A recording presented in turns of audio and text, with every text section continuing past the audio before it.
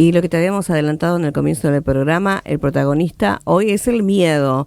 ¿Le tenemos que tener miedo al miedo? ¿Es un aliado? ¿Es un enemigo? ¿Cómo gestionamos el miedo? Para hablar de eso, en línea con nosotros, la licenciada Edith Monjau, para reflexionar como cada miércoles. Edith, ¿cómo estás?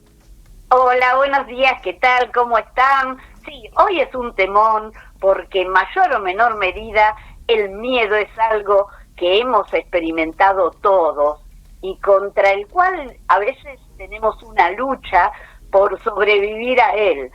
Es muy importante charlar acerca de este tema porque a veces tenemos conceptos que no nos ayudan y a veces aclararlo nos ayuda a tener una perspectiva diferente y a poder manejar mejor el miedo, ¿no? O sea, tenemos que tener en cuenta que el miedo es una emoción natural que se caracteriza por experimentar una sensación desagradable y muy intensa ante la percepción de un peligro, sea real o sea imaginario. Es una de las pocas emociones básicas que compartimos con los animales, ¿no? Uh-huh. Nosotros tenemos varias emociones básicas propias del ser humano y bueno, la consecuencia de experimentar miedo suele ser huir ante el peligro o intentar evitarlo o combatir aquello que lo causa, ¿no? O sea, hay varios temores innatos propios del ser humano, como por ejemplo las grandes alturas, los animales peligrosos, las lesiones corporales, enfermedades, los lugares públicos abiertos, hablar en público, espacios cerrados. O sea, el miedo infantil más común, por ejemplo, es la oscuridad. Uh-huh. Ante esta respuesta, o sea, eso va decreciendo con la edad. Crecemos y lo vamos superando normalmente. Por otra parte, el miedo reprime al instinto lúdico, a la posibilidad de jugar y a la iniciativa y a la creatividad. Por eso es importante que a los chicos trabajemos para despojarlos de estos miedos, porque el instinto lúdico, la iniciativa y la creatividad es fundamental para su desarrollo, tanto en la sociedad como para su desarrollo neurológico. Bien, ¿y ahí cómo hacemos con los niños? Porque el miedo a la oscuridad, creo que todos hemos pasado por eso. ¿Cómo transitamos? ¿Los dejamos que tengan miedo? ¿Qué le explicamos? ¿Cómo hacemos? Y lo ideal con los chicos a veces es tener una pequeña lucecita, un veladorcito, algo, para que ellos esa oscuridad que no le permite tener referentes, que esa oscuridad no los afecte emocionalmente. Creo que el acompañarlos a ellos en ese momento, de decir, te dejo esta lucecita prendida acá, no pasa nada, en casa estamos mamá y papá, tenés que estar confiado y de a poco acompañarlo para que el chico pueda entender. Es importante también cuidar los que los chicos ven en la televisión y películas, porque uh-huh. A veces la oscuridad tiene que ver mucho con ciertas imágenes que los puedan perturbar en el momento del sueño, ¿no? Ahí está, sí, bueno, bien, buen tips para los papis que estén escuchando. Uh-huh. Porque nosotros tenemos que entender que el miedo tiene una función, ¿no? No es malo, digamos que es una de las emociones primitivas, porque nos prepara para la supervivencia, para dar una respuesta rápida y eficaz ante una amenaza. Fíjate que el hombre prehistórico necesitaba tener miedo a los ciertos animales para poder atacarlos, no ser muerto por ellos y también tener la capacidad de enfrentarlos para poder comer, para poder sobrevivir, ¿no? Y el vencer ese miedo hacía que el hombre se pudiera alimentar. Y también es un mecanismo de defensa, digamos que funciona como una alarma psicológica que avisa de amenazas para la integridad física, sí, y el bienestar de la persona, ¿no? Por un lado, porque por a veces también nos paraliza, no nos deja, como que nos limita también, ¿no? Exacto, eso lo vamos a ver un poquito más adelante. Uh-huh. Ese miedo paralizante, ese miedo insano, ¿no?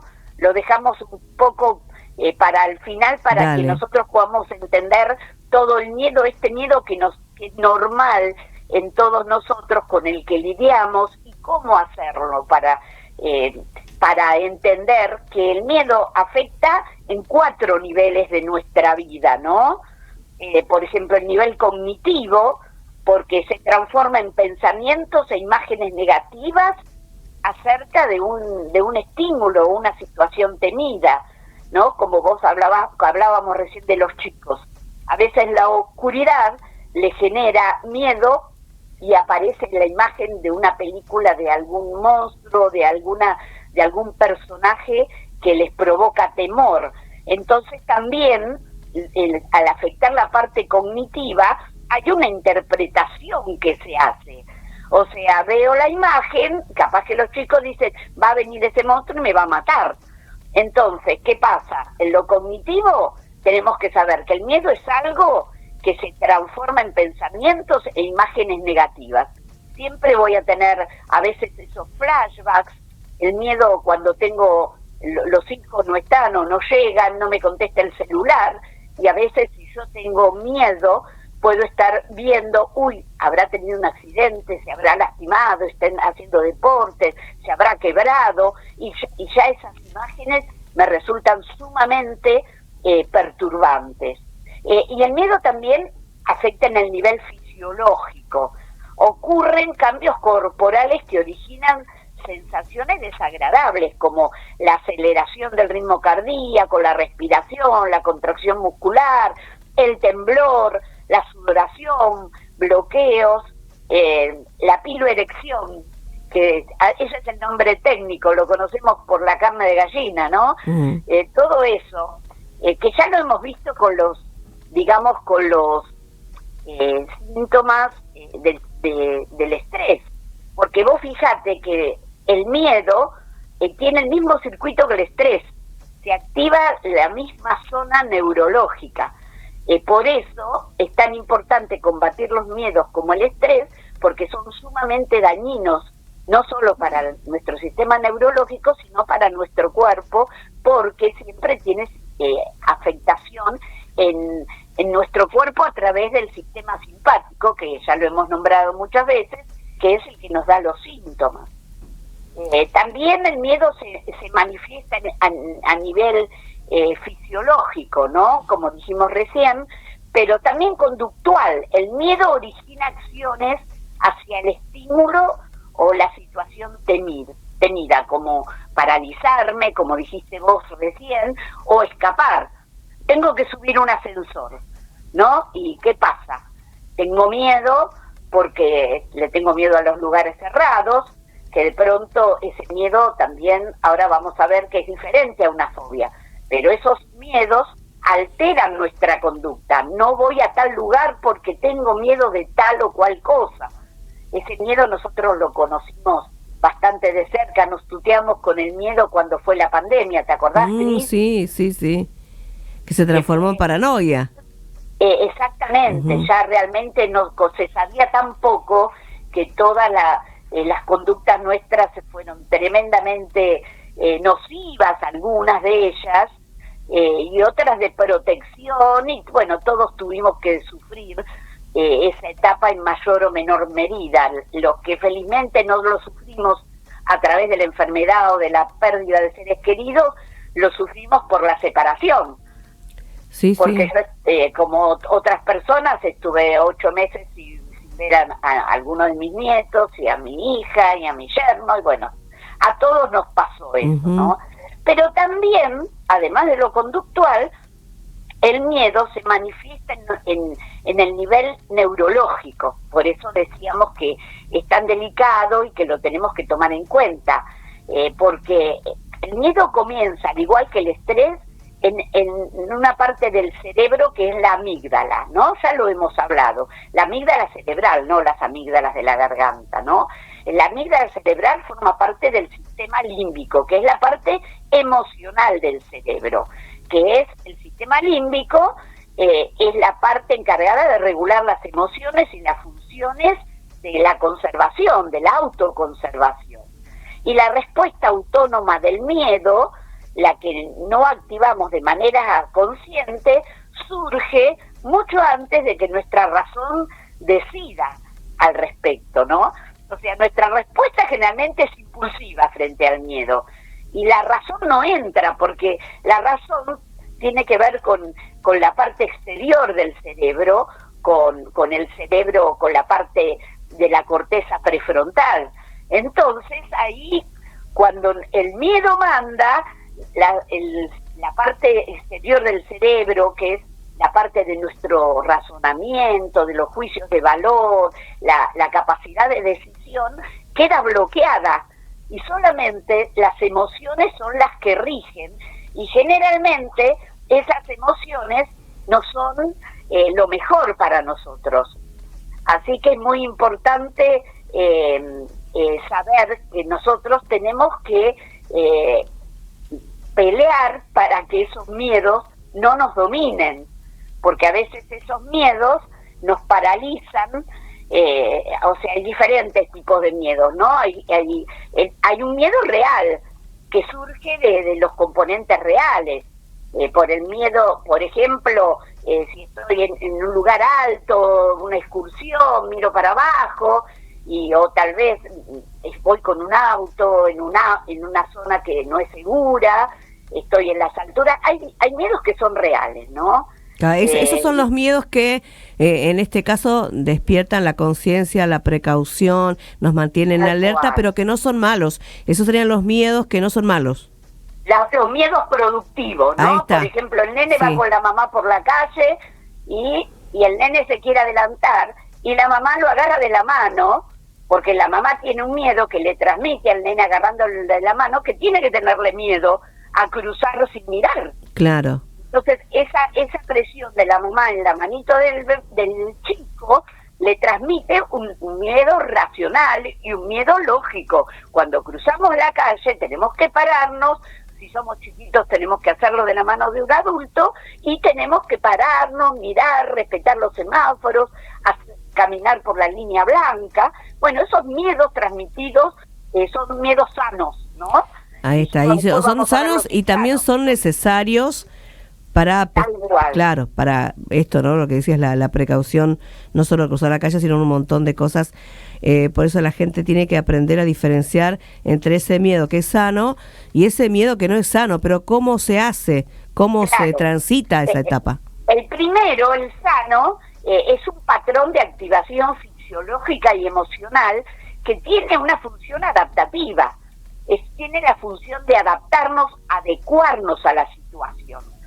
O sea, como dijimos antes, frente al cruzar una calle, ese miedo, hay una activación de una estrategia, cómo lo hago, espero el momento, busco cuándo cruzar, cuándo no cruzar. Ahí eso tiene un valor adaptativo, yo me adecuo. Cuando ese miedo me hace adecuar a la situación para yo atravesarla felizmente y sin problemas, en buena hora, porque nos lleva a evitar el peligro de una manera inmediata, muchas veces independientemente de nuestras intenciones conscientes. Pero hay un miedo que es irreal o que es irracional, y que tiene el origen en un pensamiento imaginario, distorsionado, catastrofista, ¿no? Ya hemos hablado una vez acerca de los pensamientos catastróficos, ¿te acordás? Sí. Y bueno, todo eso que te bloquea, ¿no? Porque, por ejemplo, a mí me pasa que yo le tengo mucho miedo al agua. O sea, yo no sé nadar. Nunca, que por yo recuerde, me pasó algo con relación a eso, pero le tengo terror. Entonces, este año que pasó, fin de año, dije, bueno, voy a aprender natación. Te juro que lo intenté, pero no pude superar el miedo aún. Así que lo sigo intentando, porque me bloquea. Como que no sé por qué a mí ese miedo me bloquea, no lo puedo elaborar. Y así como eso hay gente que le tiene miedo a, qué sé yo, las arañas, miedo a no sé, qué sé yo, a las ratas, miedo a cosas que por ahí eso sí podría uno tener más que miedo asco, pero sí miedo a cosas que por ahí no son tan reales, ¿no? Claro, muchas veces ese miedo se transforma en una fobia. Eso. ¿No? Y muchas veces en esos objetos fóbicos uno pone una angustia que no necesariamente tiene que ver en sí con eso, pero es una forma de sacar una angustia no procesada, no elaborada, y ponerla en un objeto exterior, como ser una araña, una rata. O sea que las fobias tienen esa característica, ¿no? Que justamente tienen un origen diferente. El miedo podría ser, como lo venimos viendo, una característica para tener conductas adaptativas que nos protejan. Ahora, cuando hablamos de la fobia, entonces difieren en cuanto a la racionalización y la percepción. En el miedo una persona asume una actitud atenta y es cautelosa frente a los peligros, mientras que en la fobia se observa que el miedo es totalmente desproporcionado con respecto al peligro. O sea, hay una rata que cruza la calle a 4 metros y yo de pronto me empiezo a descomponer. Entonces, ¿qué posibilidades hay si la rata está caminando en sentido inverso por la calle? Yo estoy adentro de un auto, no importa. Esa irracionalidad de la fobia me empieza a llenar de síntomas por activación del sistema simpático, y de pronto puedo entrar en una ansiedad severa y hasta incluso en un ataque de pánico, ¿no? Terrible. Ahí tenemos lo que es la fobia, ¿no? Por eso es importante lograr la regulación emocional, ¿no? Que ya también en otro momento lo hablamos, ¿te acordás, Cris? Sí. La regulación emocional es el proceso de modular la intensidad o la duración de la emoción.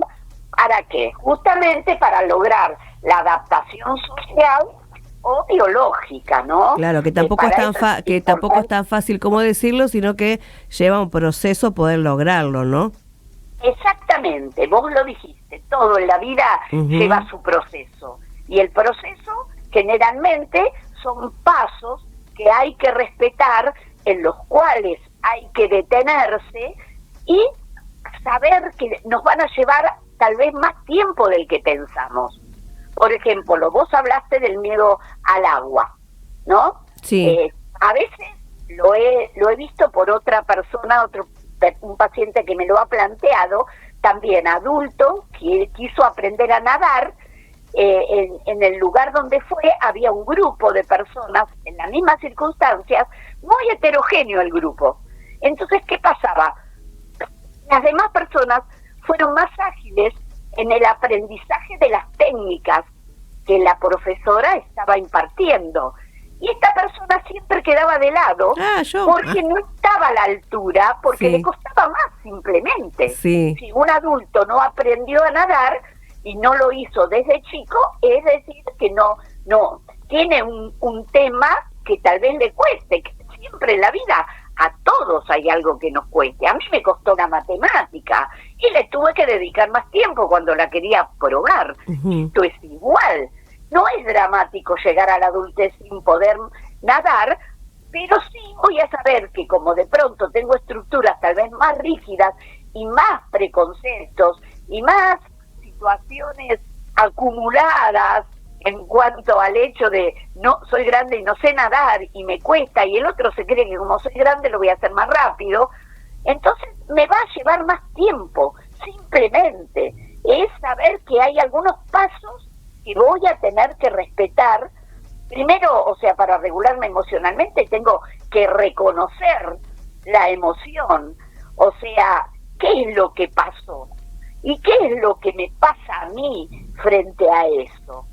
¿Qué es lo que realmente, por qué me pasó esa situación y yo siento esta angustia, siento este miedo? Empezar como a desgajar, a reducir esa situación como en pequeñas partículas para encontrarle el porqué en el contexto, y para encontrarle cómo emocional y físicamente me afecta, ¿no? O sea, todo esto es como que hay que hacerlo gradualmente.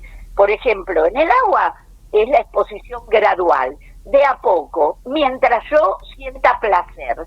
Cuando yo dejo de sentir placer en el agua, bueno, ahí tengo que parar, porque todo lo que tiene que ver con vencer miedos tiene que ver con exposiciones graduales. Te doy un ejemplo, por ejemplo, la fobia a los lugares cerrados. Cuando hablamos de la fobia, una persona que no puede subir a un ascensor, ¿qué es lo que se hace? Bueno, lo ideal es a veces ni cruzarse, ni pasar a un metro. Primero acompañarla a que juntos estemos al lado del ascensor, para que vea cómo la gente entra, sale, para que se familiarice con el objeto del ascensor.